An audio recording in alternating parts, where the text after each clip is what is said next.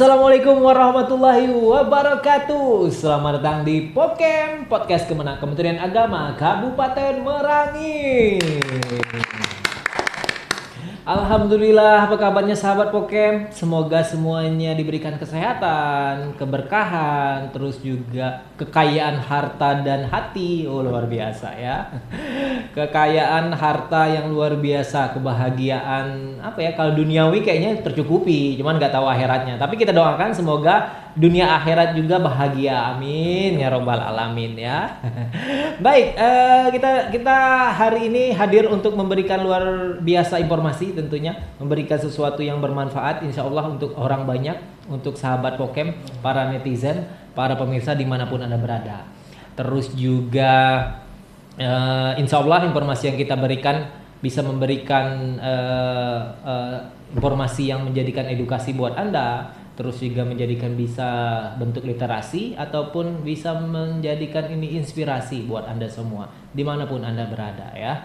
Terus juga pokoknya hal-hal yang baik gitu ya, jangan lupa untuk di-share kepada seluruh orang, kepada seluruh masyarakat gitu ya, baik itu di media sosial, baik itu di grup-grup WhatsApp ataupun grup-grup apalah itu ya, segala sesuatu yang baik insya Allah menjadikan seseorang menjadi pribadi yang lebih baik lagi, ataupun ini menjadikan amal jariah buat Anda semua ya, amin ya robbal alamin. Baik, sebelum kita lanjutkan obrolan kita bakal ngobrolin apa, saya juga kepada seluruh para netizen, para sobat Pocam ataupun para pemirsa, jangan lupa untuk subscribe channel YouTube kita. Terus juga jangan lupa untuk like, share, dan juga komen ataupun kritik dan sarannya kita masih tungguin. Kritik yang membangun, kritik yang membuat kita akan menjadi lebih baik lagi ya, untuk memberikan pelayanan yang luar biasa tentunya. Sekali lagi jangan lupa untuk subscribe ya.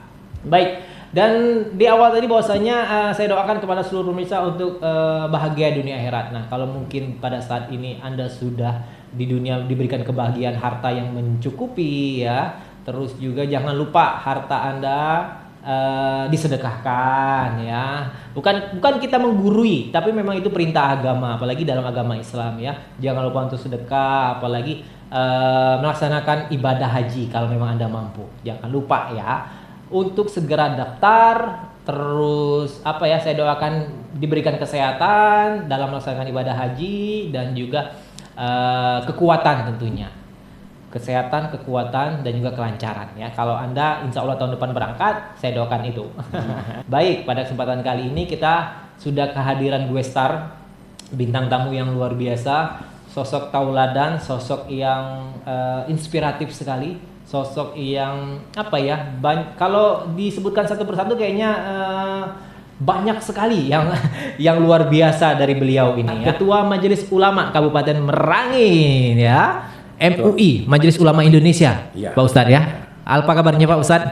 Alhamdulillah sehat walafiat. Alhamdulillah, selamat datang Pak Ustadz di podcast kami. Ahlan wa sahlan. Ahlan wa sahlan. Oke, baik Pak Ustadz, sebelum kita ngobrol banyak lagi, kita boleh sedikit memperkenalkan diri dulu kepada sobat Pocam atau kepada pemirsa dulu dimanapun lah berada pemirsa ini. Assalamualaikum warahmatullahi wabarakatuh. Waalaikumsalam warahmatullahi wabarakatuh. Izinkan kami memperkenalkan diri, nama Dr. Haji M. Joni Musa LCMA, Ketua Majelis Ulama Indonesia Kabupaten Merangin. Di samping itu, saya juga seorang dosen di Institut Agama Islam Syekh Maulana Qori, dan saat ini menjabat sebagai Dekan Fakultas Ekonomi dan Bisnis di kampus IAI SMK Bangkok. Luar biasa, banyak sekali kegiatannya Pak Ustadz ya. Alhamdulillah. Alhamdulillah, intinya terus memberikan yang terbaik untuk umat. Amin ya. Amin, amin ya robbal alamin. Baik, Pak Ustadz, tadi sedikit bahwasanya saya ngobrolin di pembukaan tadi, di opening tadi, masalah pelaksanaan ibadah haji. Nah, terkait ibadah haji ini Pak Ustadz ya, tentunya banyak ya, nggak tahu nih yang menurut saya pribadi ya, pengalaman saya pribadi, banyak orang-orang mampu, banyak orang-orang yang masih diberikan kesehatan, mampu baik secara harta maupun kesehatan gitu ya, mereka dengan alasan belum terpanggil. Nah Pak Ustadz, gimana ini menyikapi hal-hal yang sedemikian itu nih Pak Ustadz?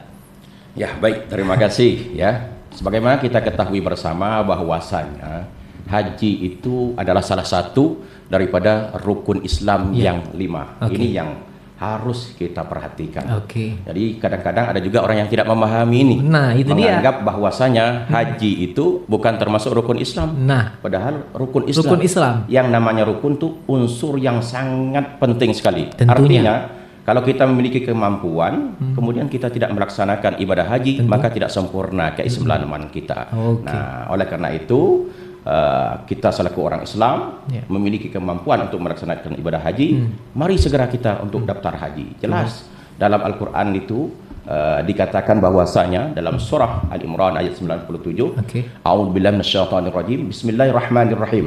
Walillahi 'alan nasi hajjul baiti man istata'a ilaihi sabila.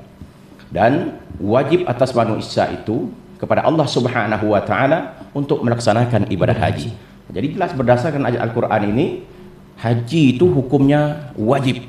Liman istata'a ilaihi sabila, tentunya bagi orang yang mampu. Oke. Nah, mampu fisik, mampu finansial. Betul. Nah, kemudian juga tadi sudah sampaikan bahwasanya ibadah haji itu adalah rukun Islam. Betul. Nah, berarti rukun Islam, berarti Islam kita tidak sempurna Betul. apabila kita telah memenuhi persyaratan, memiliki kesempatan, tapi kita tidak melaksanakannya, maka Islam kita kurang sempurna. Iya, alasannya tunggu panggilan, tunggu panggilan. Tunggu gitu. panggilan. Sebenarnya semenjak ayat Al-Quran itu diturunkan, Itu udah jelas panggilannya. jelas kita semuanya sudah dipanggil. Iya. Orang yang jelas sudah masuk ke dalam agama Islam, Iya. atau semenjak dia lahir dalam keadaan Dan Islam, Islam, itunya sebenarnya sudah dipanggil. Iya. Nah, dalam Al-Quran itu sudah Sudah jelas, jelas. sudah dipanggil. Nah, Iya. tinggal saja kita mempersiapkan hati kita, Iya. atau mempelajari Islam lebih mendalami lagi, supaya kita menyadari bahwa betapa pentingnya ibadah haji bagi umat Islam. Nah, kemudian dalam hadis juga jelas dikatakan bunyal Islamu ala khamsin. Oke. Islam itu dibangun atas 5 perkara. Ya, iqamus shalah, asyhadu an la ilaha illallah, wa iqamus shalah, wa itauz zakah, wa shaum ramadan, hajjul baiti man istata'a sabila. Iya. Nah, Islam itu dibangun atas 5 perkara. Pertama, mengucap 2 kalimat Kalimat syahadat. syahadah, kemudian mendirikan salat, membayar zakat, puasa Ramadan, dan yang kelima melaksanakan ibadah haji bagi yang mampu. orang yang mampu. Nah, kemudian juga saya ingin menyampaikan kepada masyarakat, kita hidup di dunia ini kan cuma sementara. Tentunya. Enggak lama. Pasti. Harta yang kita miliki itu Iya. sebenarnya itu adalah titipan dari Allah Subhanahu wa taala. Iya. Kalau kita sudah meninggal dunia itu tinggal semua. Mobil yang megah, rumah yang mewah, istri-istri yang cantik, kebun sawit yang sekian hektar, semuanya tinggal, nggak ada yang kita bawa. Iya. Harta tersebut kalau tidak kita pergunakan di jalan Allah, maka tidak ada artinya apa-apa bagi kita di Sia-sia akhirat kelak. semuanya. Nah, sia-sia semuanya.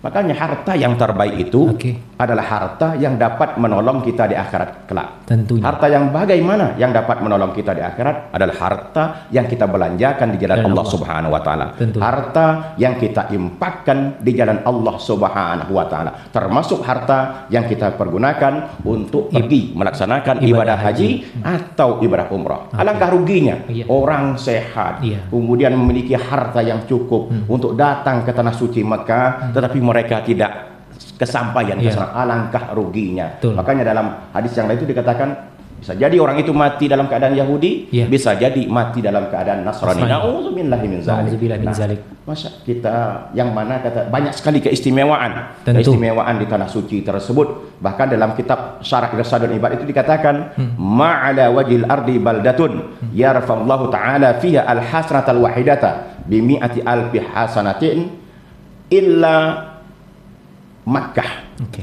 Tidak ada di permukaan bumi ini negeri yang mana satu kebaikan bernilai 100.000 kebaikan kecuali Makkah, kecuali tanah haram Makkah. Tanah yang diberkahi. Ya, sekali kita melaksanakan sholat di sana sama dengan kita melaksanakan 100.000 kali sholat di tempat kita ini. Luar biasa. Sekali kita beristighfar di sana sama dengan kita beristighfar di sini 100.000 kali. Sekali kita menghatamkan Al-Quran di tanah suci maka sama dengan kita menghatamkan Al-Quran 100.000 di tempat kita ini. Luar biasa. Luar biasa. Nah, kemudian belum lagi kita di sana memandang Ka'bah, an-nazaru ilal Ka'bah ibadah. Memandang Ka'bah itu adalah ibadah. Memandang saja sudah ibadah. Iya. Saya sudah merasakan sendiri setiap saya datang ke Mekah, walaupun sudah berkali-kali, setiap melihat Ka'bah itu pasti meneteskan air mata, Iya. merasakan keagungan Allah Subhanahu wa taala. Orang-orang yang betul imannya kuat, mantap, Islamnya hebat, maka ketika dia melihat Ka'bah pasti dia akan meneteskan air mata. hatinya akan tersentuh merasakan keagungan Allah Subhanahu wa taala. Nah, kemudian belum lagi kita datang ke Masjid Nabawi, di sana ada makamnya Rasulullah sallallahu alaihi wasallam, yang mana kata Nabi Muhammad SAW, "Ma baina baiti wa mimbari raudhatun min riyadil jannah." Area antara rumahku dan mimbarku ini adalah taman surga. Coba bayangkan, taman surga satu-satunya di dunia ini ada di Madinah. Dan saya merasakan sendiri, setiap kita masuk ke sana hati kita betul-betul tersentuh, karena di samping kita itu ada Nabi Muhammad SAW yang kita harapkan syafaat beliau. Bahkan saya membayangkan ketika saya sholat di dalam raudhah itu, saya membayangkan, ya Allah, jangan-jangan tempat saya sujud saat ini dulu Rasulullah pernah sujud di sini. Kemudian saya duduk di tiang di dalam raudhah itu, saya membayangkan, ya Allah, jangan-jangan tempat saya duduk ini dulu Rasulullah SAW pernah duduk di tempat ini. Luar biasa. Maka alangkah ruginya orang-orang yang memiliki kemampuan harta, kemampuan fisik, tapi tidak ada niat untuk datang ke sana. Oleh karena itu, yang memiliki kemampuan baik fisik maupun biaya, daftarlah dari sekarang. Tentunya. Nah, ya, karena harta yang kita pergunakan untuk haji dan umrah adalah harta yang terbaik, karena dapat menolong kita di akhirat kelak. Luar biasa. Waduh, sudah sedetail itu dijelaskan ya. Para netizen, para sobat Pokém, sekali lagi buat Anda yang mampu secara finansial, mampu secara kesehatan atau fisik gitu ya. Tunggu apa lagi? Tidak ada alasan tunggu panggilan hati nurani. Bahwasanya ayat Al-Qur'an itu sudah menjelaskan ya, bagi Anda semua yang mampu tentunya ya, itu sudah ada panggilan dari Anda sendiri, niat Anda seperti apa sebenarnya. Balik lagi ke pribadi masing-masing ya, bahwasanya ibadah haji ini sekali lagi ibadah yang wajib, merupakan salah satu rukun Islam ya. Bagi Anda tidak sempurna Islam Anda jikalau Anda mampu tidak melaksanakan ibadah haji itu, Pak Ustadz ya. Betul. Luar biasa. Salut, mantap nih. Baik, Pak Ustadz, setelah kita ngobrolin tadi bahwasanya kewajiban ibadah haji dari sisi Majelis Ulama Indonesia, khususnya di Kabupaten Merangin ini, bentuk support kepada calon jemaah haji setiap tahun tentunya support yang luar biasa. Boleh sedikit dijelaskan nih, Pak Ustadz? Ya, bagi jamaah haji yang terdaftar untuk keberangkatan tahun 2025, ya saya menghimbau kepada calon jemaah tersebut, kita harus betul-betul mempersiapkan diri kita, baik zahiran wa batinan, baik zahir maupun batin. Jadi jangan sampai nanti di sana kita tidak bisa beribadah dengan baik, beribadah dengan khusyuk.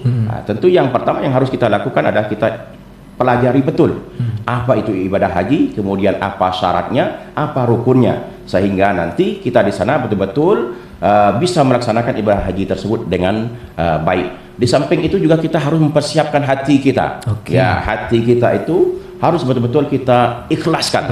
Jadi kita niat datang ke sana itu betul-betul ikhlas lillahi ta'ala, bukan karena yang lain. Tadi dikatakan dalam ayat itu walillahi, dan karena Allah. Berarti kita harus melaksanakan ibadah haji itu betul-betul karena Allah. Segala sesuatu apapun yang kita lakukan karena Allah Subhanahu wa taala, ikhlas karena Allah Subhanahu wa taala, maka nanti pasti akan diberikan kemudahan dari Allah Subhanahu wa taala, dan ibadah tersebut pasti bernilai baik bagi diri kita dan terhadap kehidupan kita. Nah, di samping itu juga saran saya kepada jamaah, barangkali ya maklum kita ini adalah manusia biasa, tak luput dari kesalahan, tak luput dari lupa, lalai dan sebagainya. Maklum dulu kita pernah muda, barangkali di waktu muda itu kita banyak berbuat dosa, bahkan juga kita mungkin pernah menuntut ilmu serampai ataupun ilmu-ilmu yang lainnya. Maka saran saya sebelum berangkat ke sana betul-betul bertaubat kepada Allah, hilangkan ilmu tersebut, buang ilmu itu. Selagi kita tidak membuang ilmu itu, maka nanti kita akan dipersulit karena Allah Subhanahu wa taala, dan kita tidak akan pernah mendapatkan ibadah yang khusyuk. Nah, jadi bersihkan hati kita dengan penyakit-penyakit hati dan juga dari hal-hal yang berbau syirik kepada Allah Subhanahu wa taala. Nah, di samping itu juga kita sering disampaikan oleh para ustaz itu kita harus bawa SIM. Apa itu SIM? sabar, ikhlas menerima. Oh, itu dia ya. Iya. Kan ibadah haji adalah ibadah maliyah, di samping itu juga ibadah jasadiyah, ibadah finansial, harta, dan juga ibadah fisik. Ya, fisik capek kita. Dan juga kesabaran juga ya. Iya, kesabaran itu betul-betul harus kita jaga, kita latih dari sekarang. Ya, kita dalam satu kloter orang 400 lebih ya, atau 300 lebih. Kemudian petugas hanya mungkin 6 orang, 7 orang. Mengurus kita sedetail mungkin tidak akan mungkin. Nah, kadang-kadang ada jemaah yang tidak sabar, ya, marah kepada petugas segala macamnya. Nah, itu. Makanya kita harus didik betul hati kita, latih betul diri kita untuk menerima apa yang kita hadapi di sana. Terimalah dengan penuh keikhlasan, dengan penuh qanaah, penuh dengan kesabaran. Insya Allah kalau kita itu lakukan, maka nanti insya Allah kita akan dipermudah oleh Allah. Dan insya Allah haji kita akan menjadi haji mabrur. Kemudian juga pesan saya nanti saling tolong menolong, saling tolong menolong di sana. Ya, bisa jadi kita memperoleh kemabruran haji itu bukan karena banyaknya sholat kita, bukan karena banyaknya sedekah kita, tetapi karena kita saling tolong menolong di antara kita. Apalagi ada yang tidak mampu, yang kurang mampu, mungkin membawa barangnya, ada nenek-nenek, ada kakek-kakek. Nah, mari kita bantu. Bisa jadi dengan membantu mereka, Allah mendatangkan rahmatnya dan kita mendapat haji yang mabrur, yang berdampak positif terhadap diri kita dan keluarga kita setelah kita pulang ke tanah air. Amin. Itu yang paling penting ya. Inti dari ibadah haji itu adalah menjadi haji yang mabrur itu. Wal hajjul mabrur laisa lahu jazaa'un illal jannah. Dan haji mabrur itu tidak ada balasannya illal jannah kecuali surga. Nah, luar biasa. Luar biasa. Saya setiap Pak Ustadz ngomong, saya sangat terkesima. Saya pengen tepuk tangan terus, luar biasa. Memang cerita pengalaman, bukan sharing seperti apa, memang pengalaman pribadi juga kadang-kadang Pak Ustadz ya. Memang kita dilatih untuk kesabaran yang luar biasa. Harus ekstra sabar. Kita kadang-kadang nggak usah kan orang yang memang nggak kita kenal. Kadang-kadang dalam keluarga aja kita beda pendapat gitu kan. Kita dilatih untuk bersabar. Apalagi memang kita dihadapkan situasi yang memang orangnya sangat banyak gitu ya. Memang kita nggak tahu pribadi orang masing-masing. Kita wajib menjaga diri kita, menguji kesabaran kita. Di situ ladang ibadah juga sebenarnya Pak Ustadz ya. Ladang ibadah juga sabar, terus juga ikhlas, lillahi ta'ala. Intinya lillahi ta'ala. Niatkan ibadah ini ya karena Allah. Luar biasa. Oke. Baik Pak Ustadz, sebelum kita tutup perbincangan kita pada kesempatan kali ini, mungkin ada closing statement, pesan-pesan kepada netizen dan kepada seluruh masyarakat mungkin, khususnya di Kabupaten Merangin. Silakan Pak Ustadz. Baik, Assalamualaikum warahmatullahi wabarakatuh. Waalaikumsalam. Saya selaku Ketua Majelis Ulama Indonesia Kabupaten Merangin menghimbau kepada seluruh masyarakat Merangin ya tetap jaga keamanan, kondusivitas Kabupaten Merangin, jangan mudah terpancing dengan isu-isu yang belum jelas kebenarannya. Mari kita jaga negeri kita tetap aman. Ya, negeri yang terbaik itu negeri yang aman, itulah baldatun thayyibatun wa rabbun ghafur. Kita ini diperintah oleh Allah Subhanahu wa taala untuk beribadah dengan nyaman, dengan khusyuk. Nah, kita tidak akan pernah beribadah dengan aman dan khusyuk kalau negeri kita tidak aman.